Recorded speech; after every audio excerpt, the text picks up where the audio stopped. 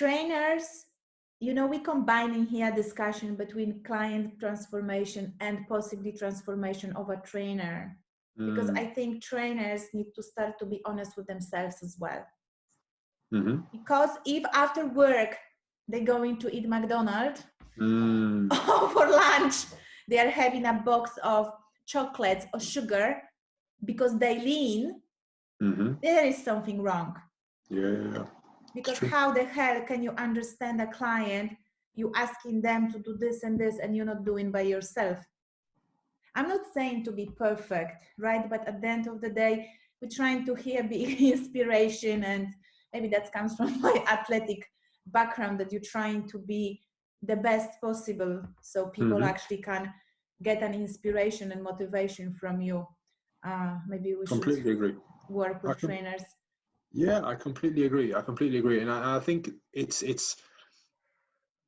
the work that you're talking about the client has to go through, that the trainer also has to go through. Yeah. And if you haven't, then you should, I think at a certain point, this is not really taught to trainers because you're called a personal trainer.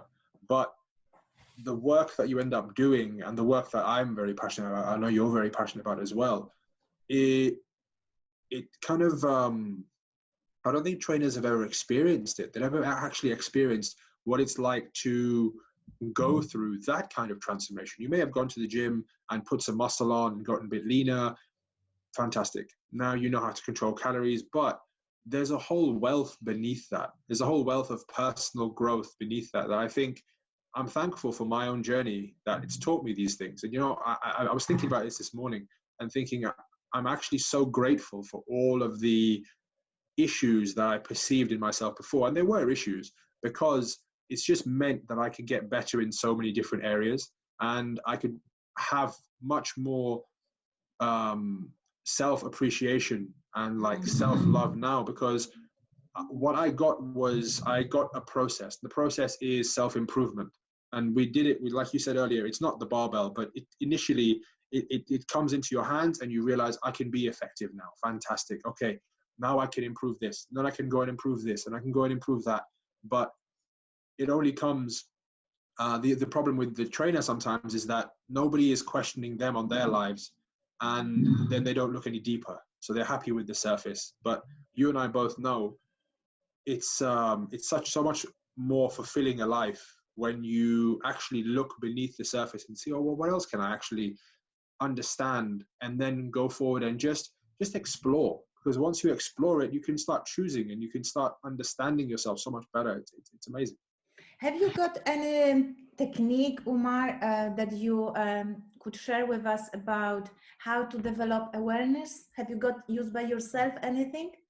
That's a really great question. I think the first thing that I personally use is I pray, and I have quiet time.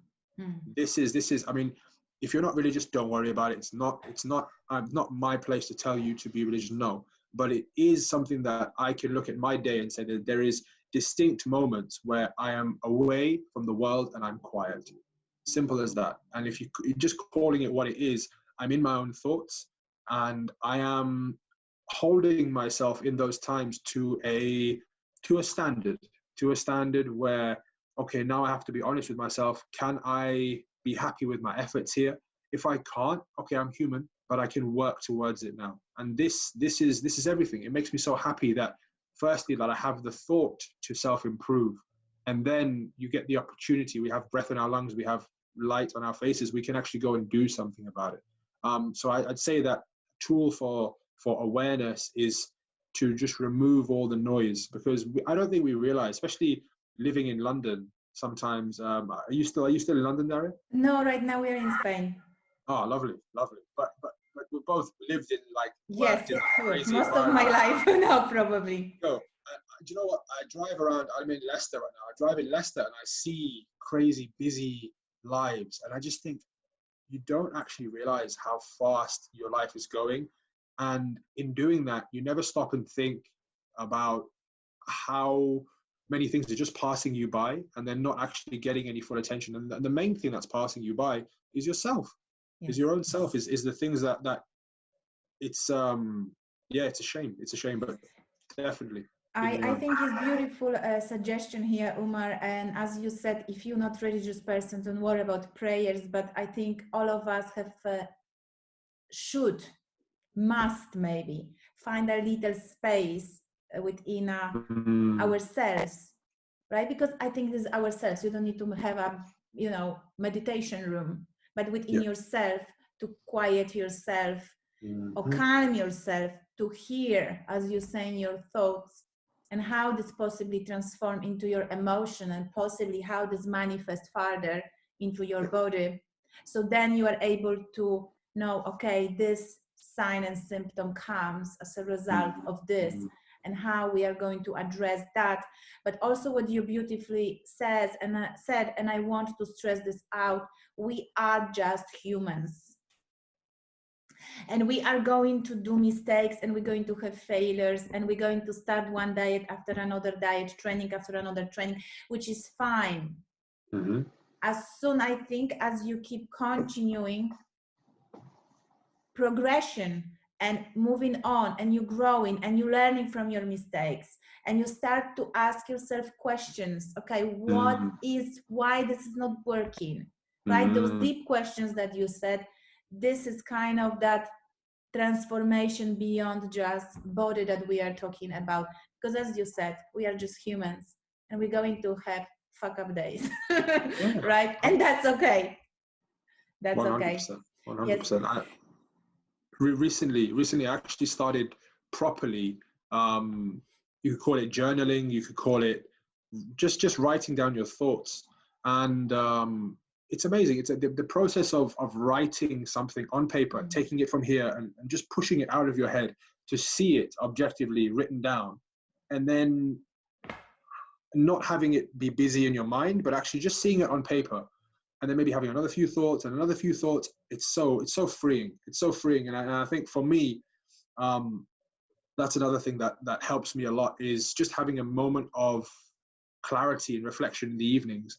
Because it's just goal setting for the next day, and like you said, being honest with yourself, it's everything.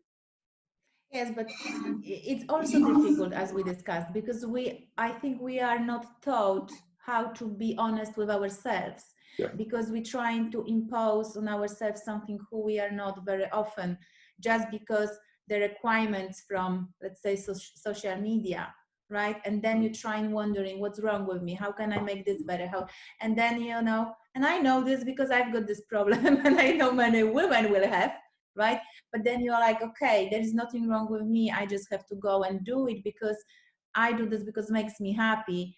There's no other reason I don't need, maybe I would say like that, I don't need more reasons why I have to do this and that, right? But I think that the judgment of others, and lack of, what you said, self-acceptance of how we are and what we are, and self-awareness is kind of something that stops us from progression to, becoming best version of yourself. I'm not sure if that is the way, becoming just yourself, who you want to be, right? This is it. That it does not need to be the best.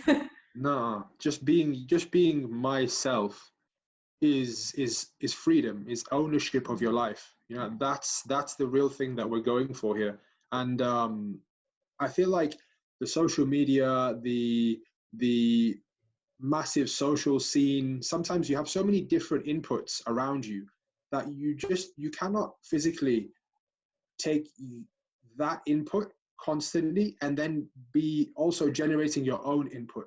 It has to be void of this to be like, where am I? And if I look back on my own journey, there was times when I don't remember, Daria. I genuinely don't remember. And I don't have amnesia or anything like this. It was just that I was so absent in myself that there is no memory of this. There is very little memory, I'd say that way. I still remember, but I don't remember feeling much. I don't remember thinking much. I don't remember conversing much.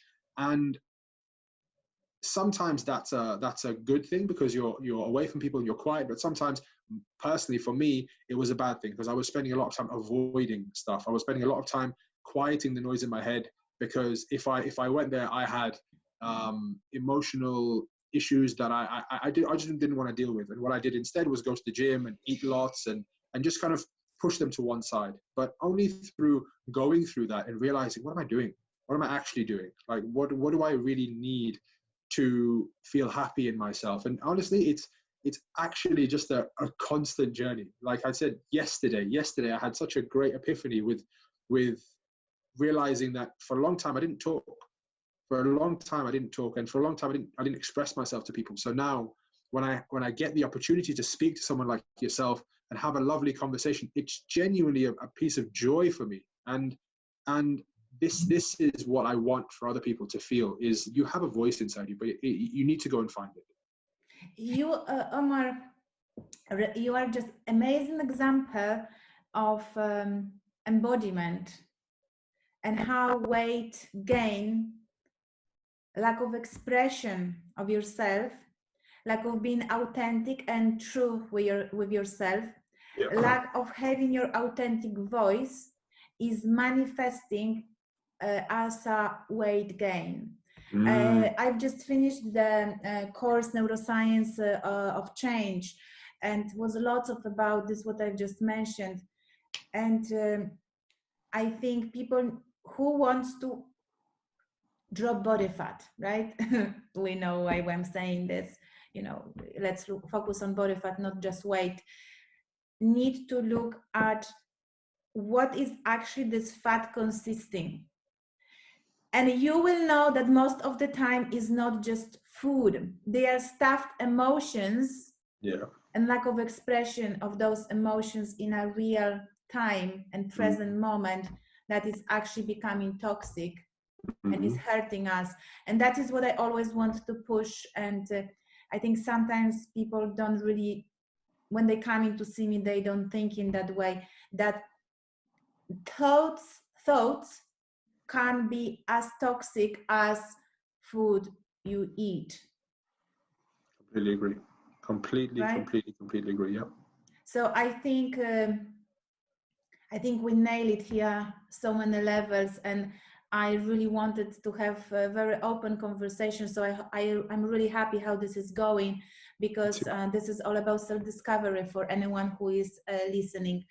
And I'm going to move on. I know that we're taking a while to talk, but I think this is so amazing. So maybe we just break this down into parts or one part. I think it's amazing work. Listen,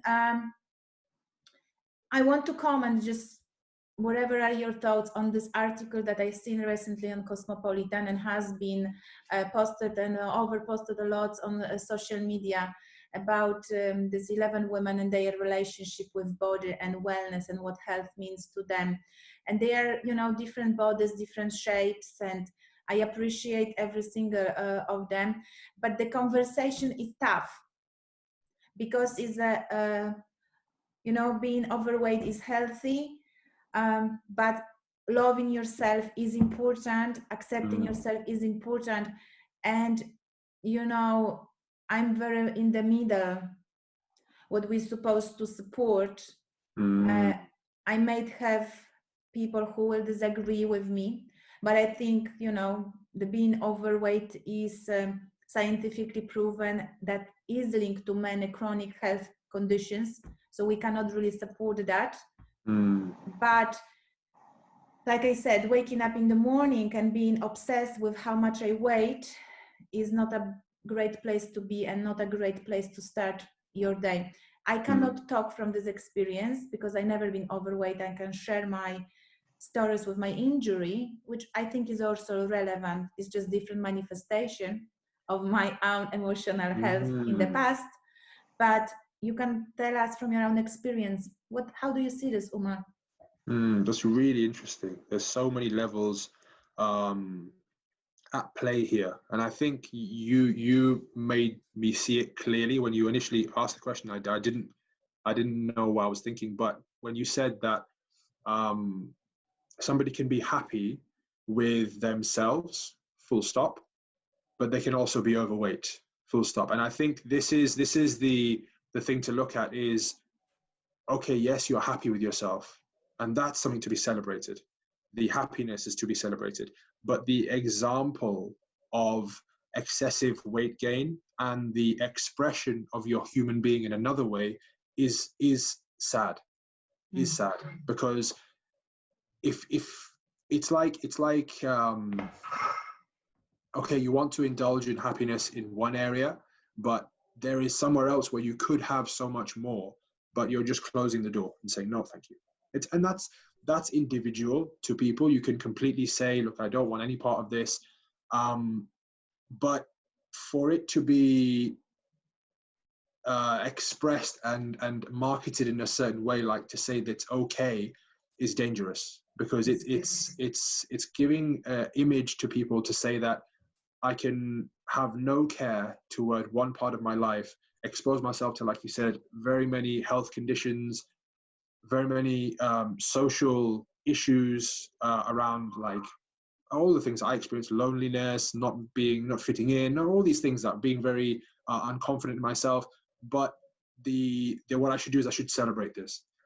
I don't know about that. I really don't know about that. I feel like for people to comment on this, you should have lived both ways, and then your opinion is valid. I've lived both ways, and if somebody had made me happy when I was very overweight, amazing. But I would still want to lose weight. I would still want to express myself. I would still look at somebody dancing and think, wow, that's amazing. I want to be able to move like that. I want to experience what my body goes through when I feel like that, when I look like that, if I can have that too. And I feel like in this instance, people are over gratifying, emphasizing what one part of happiness can be, but then completely missing the other point. And that is shown to us by so many amazing people who have amazing bodies and amazing abilities. And it's almost done in a very, very demonizing way, like, oh, you're in shape, you're hating on me, or you're fat shaming. No, I'm just expressing myself the way you're expressing yourself, but I'm also saying to you outright that if you were to also come this way, you would enjoy it also, because it is fantastic. That's the way I see it, I think. Yes, and Umar, as I'm listening you, comes to me, I completely agree with you. You have to live on both sides and understanding this and this, consequences, positives and negatives. But you know what came to me? Do we really need to be overweight to have body shame? I told you, I never been overweight, but being overmuscular as a woman is also bad. Is that not body shame? So now we're flipping the side. Yeah. What is then the norm that society will accept? You are the norm. Because, we know so many girls who went in the other way around, and they also were unhealthy. And we're telling them, yeah, push it, get leaner, lose your period. You may not have kids, don't worry. Keep eating, keep not eating, keep exercising, right? It's crazy. So, actually crazy. So at the end of the day, as I said, for me is that the middle line, because you can feel body shame as a woman, for example, because you've got too much muscles, and they also going to point on you that you are looking bad. And it's really interesting what you just said there, because also I think it's when we get too far away from natural human being and stop appreciating what we actually are, this is where we start skewing, and people start commenting, and we get rhetorics and ideologies built on very odd foundations. And it comes from like, oh, I want to express myself, so I want to feel beautiful. That's okay, fine, but let's not how can I say, let's not forget that at our root we are really, really impressive anyway, and let's not get too far away from that, because I feel like what people try and do is they try to fantasize this new way of being, but it's only because I'm figuring out how to say this, but it's only because they don't have a real understanding of what it is to just be completely free of these things, and they find themselves somewhere, and rather than doing the work to change, it's like, okay, I'm just going to be here and just celebrate myself. What you're standing for there is not strength. It's just submission, and that's sad. I think that's pretty sad. I agree, and I just give here two examples which are actually coming from both ends. I gave my example, but I think they are even stronger examples. So one, I know a girl who is actually overweight, probably about 30 kilos, and she knows this. And when we discussed, there is a health, and she's very aware of health. And I said, what you going to do about this something? And, she said, Daria, what? I've been there. I've been skinny. I've been training. I've been playing sports with boys. I've been counting calories. And then when I started being a recovery coach and working at a center for people with eating disorders, I did realize that actually I had a problem. Yes, now I'm overweight, but you know what? I wouldn't exchange this because I was not happy there. And then I kind of make her realize that maybe there is something emotional and you're rebelling something that is holding you back to go from one extreme into another extreme and build it up to the middle. And there is a space and time for everyone to start to shifting towards the middle. That is my philosophy on this. You don't know when this is going to happen. Then I had another colleague who is very, very lean, probably 7% of body fat most of the time, and suffers from very difficult digestive issues and hormonal issues. She phoned me one day and I said, listen, this is not going to work for you anymore. Taking more supplements is not doing the job.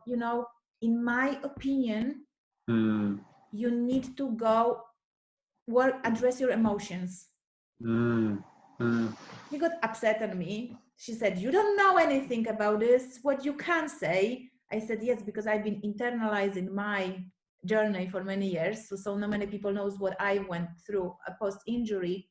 We finished conversation, after which 3 weeks after, she phoned me and she said, you know what? I found a doctor who is going to help me. And you know what she told me? If you want to work with me, you need to go to therapy. Wow. And she said, thank you, but I know I've been resisting because there is an internal work I need to do. And I've been that obsessed person, Umar, when I was an athlete, just probably because of a job I've been doing, because being professional is a job. I remember I would never miss a training. Now I'm like 2 years of being mom and I haven't seen the gym for 1 year. Wow. Right? And now I created the gym for myself because the gyms are closed. I'm like, I would never think in my head 10 years ago or 5 years ago that this would be possible. But as you said, I've created the lifestyle from it, and and all is doable if you only want, right? 100%. So very interesting story. Guys or females or girls who listen this, we're going to shift this conversation a little bit further towards female body composition and optimization of that. And I've got a beautiful question to Umar. How women should train for a body composition optimization, taking in consideration her hormonal health? Really big one, this is a big Umar. Big question. Let's pick it the essentials. Taking in consideration hormonal health, I would say the first thing to think about is look at the lifestyle that this person's coming in with. Based on everything we've been talking about today, if you're going to get into a training program which is only going to exacerbate the issues you already have, whether your sleep is up and down, whether your periods are irregular, whether you already have hormonal issues, and then you're going to the gym to really try to run your weight off or exercise yourself into a lower weight or a lower dress size, this could be more detrimental than you think. So I would take into consideration first the lifestyle, make sure these things are in place. And I think it's much more delicate for females, much more delicate for females than it is for men. I feel like we're so simple in regarding our makeup that it's fairly simple, it's fairly easy, you know, especially from the hormonal perspective. But for females, I find that there's a lot more to consider, and you're much more complex than we are. So the training, I feel like a word on the training is keep it general with the training. Don't worry about getting too deep with this exercise versus that exercise.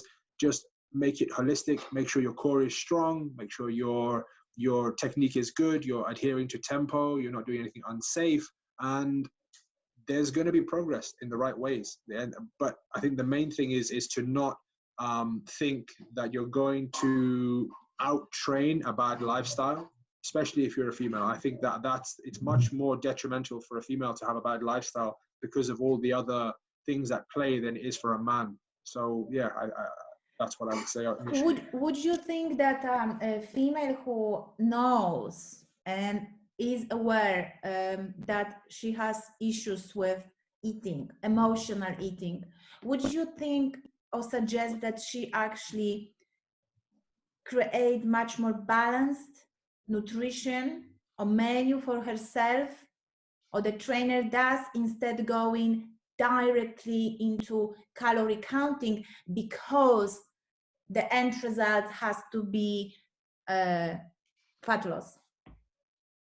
1,000,000%. So this is something that I one of my best friends, TJ Singh, I want to mention him. He recently did a course, and the course was talking about the colors of foods and the importance of this. And I think this is a remedy on so many different levels, because I see you right now, and I see a black top, but I see a lovely red headband, and this is catching my eye, and it's making me feel a certain thing because the color is expressing, you know what I mean?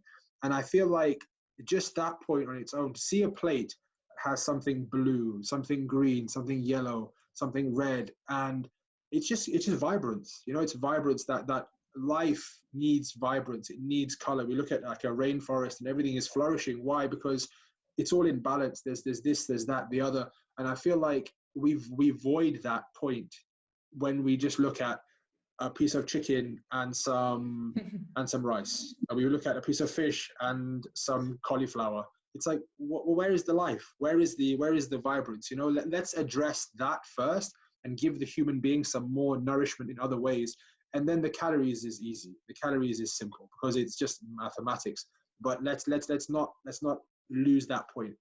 Yes, I'm so, and that's why I'm smiling. I'm so excited that actually you pointed the colors, because I think this is where also female are different. We are drawn into colors. Why?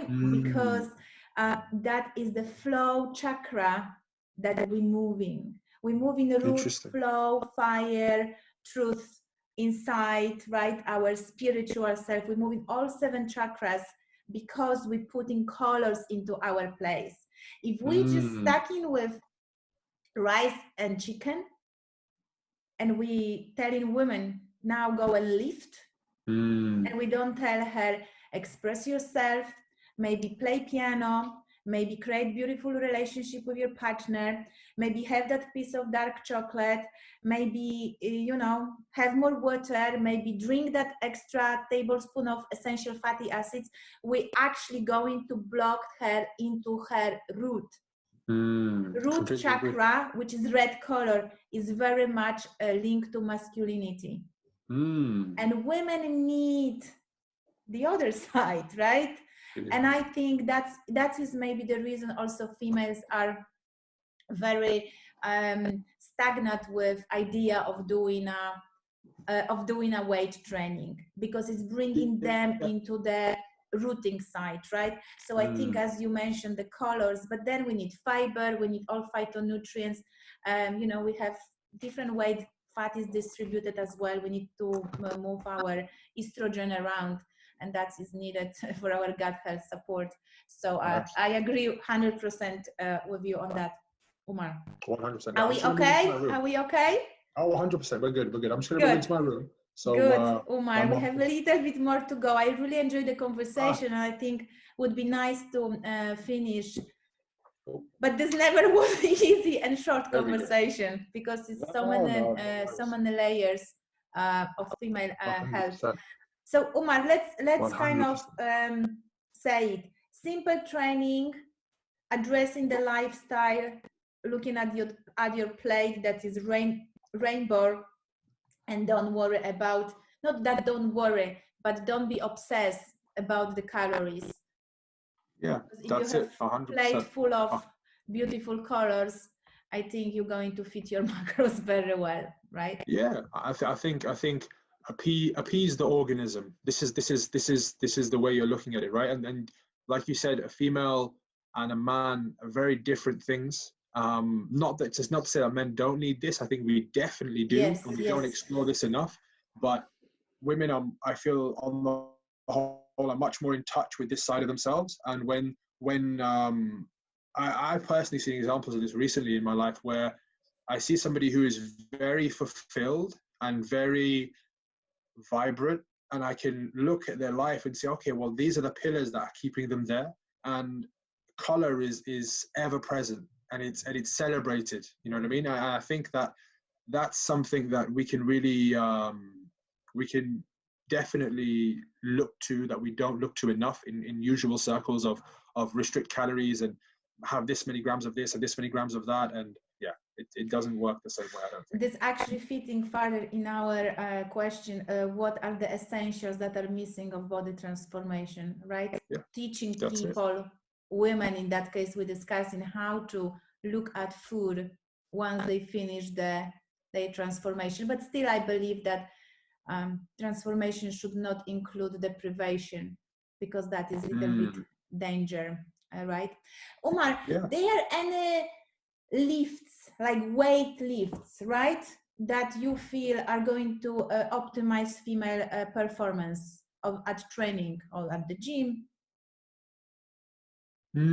Personally, I think something like, I've always liked lunges and Bulgarian split squats. Now, the reason I think these two movements are good is because if I look at a female's natural resting posture, sometimes we have a little bit of anterior pelvic tilt, we have a little bit of lordosis, and we have sometimes the structure between a man and a female would be different because a female skeleton, wider hips, a lesser rib cage. So sometimes the core, the abdominal cavity is a bit more larger than a man's, especially it's lacking the bony structures that provide us more stability and provide us more solidarity through the core.